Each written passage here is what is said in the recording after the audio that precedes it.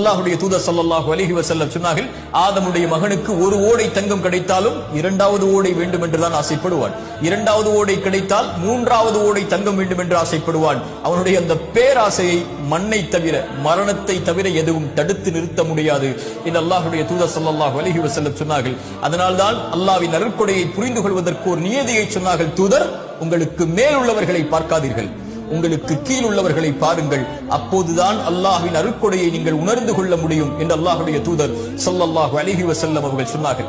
அல்லாஹ்வுடைய தூதர் ஸல்லல்லாஹு அலைஹி வஸல்லம் சொன்னார்கள், அவன் வெற்றி அடைவான் யார்? அவன் அல்லாஹ்விற்கு கட்டுப்பட்டு, அல்லாஹ் ரப்புல் ஆலமீன் போதுமான வாழ்வாதாரத்தை அவனுக்கு கொடுத்து, அல்லாஹ் கொடுத்ததை கொண்டு குறைவுபடாமல் நிறைவோடு வாழக்கூடியவன் வெற்றி பெறுவான் என்று அல்லாஹ்வுடைய தூதர் ஸல்லல்லாஹு அலைஹி வஸல்லம் சொன்னார்கள். அல்லாஹ்வுடைய தூதர் மேலும் சொன்னார்கள், அழகிய செய்தி.